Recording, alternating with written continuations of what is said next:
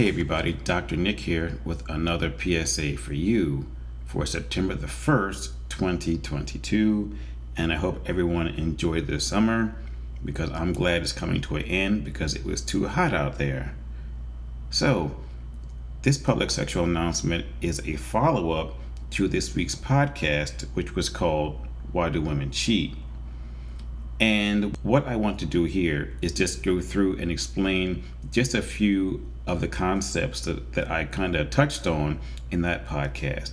Mainly, I want to discuss the idea of using outdated social models and social constructs when it comes to relationships and female sexuality and sexual health.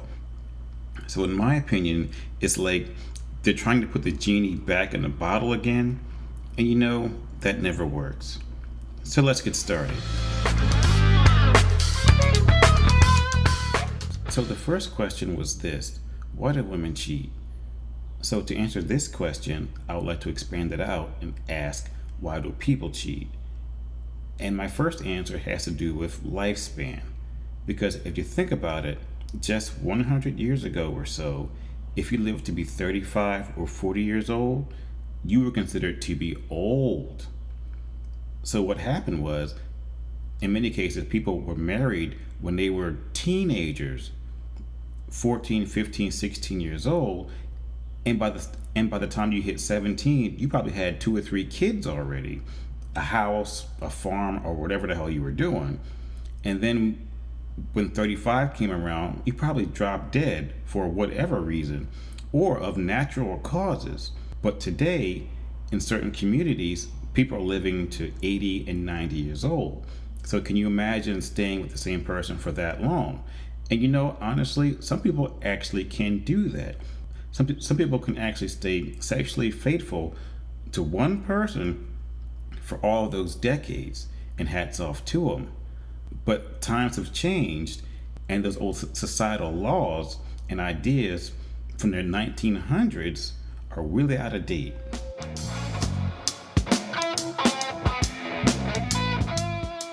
So in my attempt to answer the question of why do people cheat and why do women cheat, the second reason I would have to give is technology and advancements in medication and medicine. So think about this, because due to technology and medications and things like that, it gave women control over their bodies. And here I'm talking about birth control. So they were able to decide when or if they were going to have children. And in some cases, they were able to decide, you know what, I've had my kids, I'm done already, so now I can have a hysterectomy and get everything taken out. So 50 years ago or like 100 years ago, that was really impossible to do because that option just was not there. But now that it is, it's a part of the system, but the system is still trying to catch up to it and is falling behind. So now you see people trying to make laws to control female sexuality and female sexual health. That's why I said before, you cannot put the genie back in the bottle again. So in this circumstance, women were actually able to override the system on a physical level and on a social level.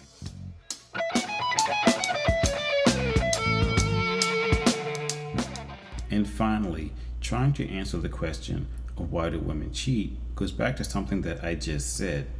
Women have overrode the old outdated models and social constructs to where now they have access to money.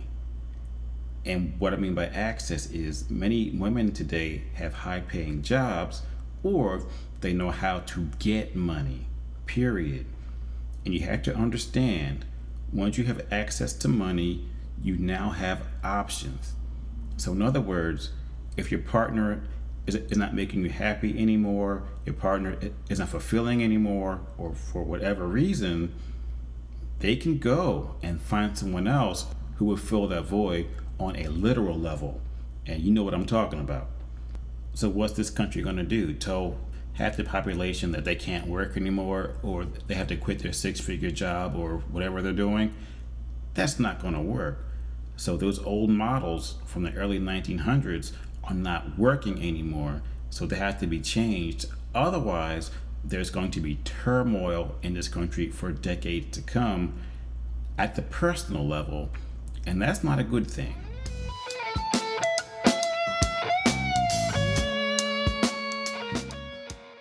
So, to close out this PSA, let me attempt to answer this question. Why do women cheat? Well, in my opinion, it's a combination of factors.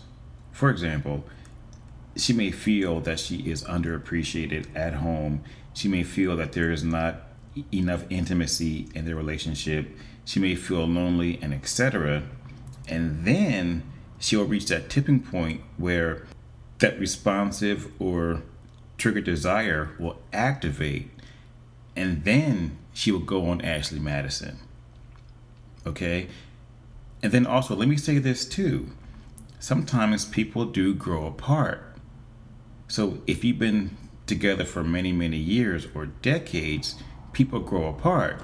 And then from where I sit, people can also grow apart sexually as well. So that is just something for you to think about. And on that note, I'm out. You guys have a great day. Stay tuned, and I'll talk to you soon.